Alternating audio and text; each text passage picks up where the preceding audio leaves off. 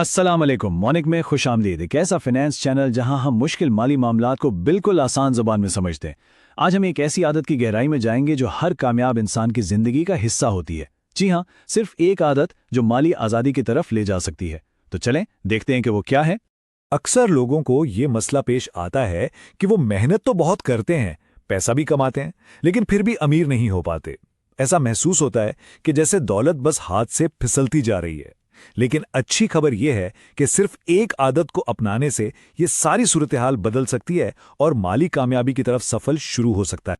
तो आखिर वो कौन सी ऐसी खुफिया आदत है जो अमीर लोगों को बाकी सबसे अलग करती है? और मज़े की बात यह है कि ये कोई बहुत पेचीदा चीज़ या रॉकेट साइंस बिल्कुल नहीं है, बल्कि एक इंतहाई सादा सा असूल है जिसे कोई भी शख्स अपनी ज़िंदगी में अपना सकता है। और वो आदत है हर महीने बिना किसी नागे के अपनी कमाई का एक हिस्सा बचाना और फिर उसे सही जगह पर इन्वेस्ट करना।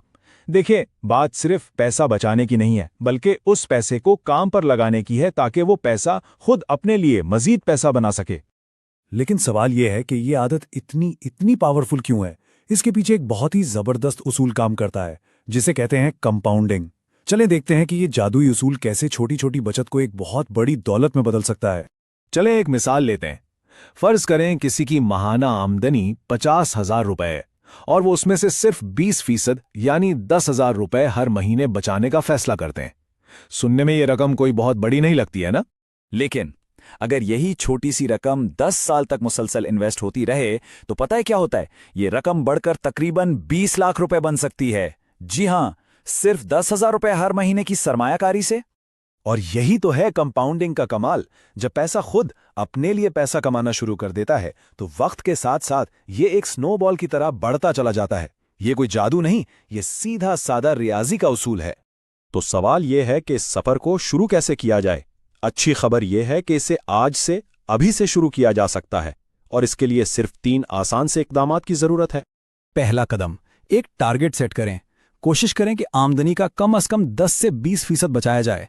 दूसरा कदम, इस पैसे को सिर्फ बचाना नहीं बल्कि इन्वेस्ट करना है, जैसे कि स्टॉक्स, म्यूचुअल फंड्स या रियल एस्टेट में। और तीसरा कदम जो बहुत जरूरी है वो है हर चंद महीनों बाद अपनी सरमायाकारी को देखना और जहां जरूरत हो वहां तब्दीली करना। अच्छा, अब कुछ ऐसी गलतियों की बात करते हैं जिनसे बचना बहुत बहुत जरूरी है, क्योंकि ये गलतियां सारी मेहनत पर पानी फेर सकती हैं। देखें, 2 तरह की सोच होती है। एक है कमाओ, खर्च करो और जो बचे वो बचाओ। लेकिन जो वेल्थ माइंडसेट है वो बिल्कुल उलट है। कमाओ, पहले बचाओ और इन्वेस्ट करो और फिर बाकी खर्च करो। बस यही छोटा सा फर्क वक्त के साथ बहुत बड़ा नतीजा देता है। चलें अब देखते हैं कि ये आदत असल जिंदगी में कैसी दिखती है। 2 अलग अलग आमदनी वाले लोगों की मिसालों से समझते हैं कि ये उसूल अमली तौर पे कैसे काम करता है।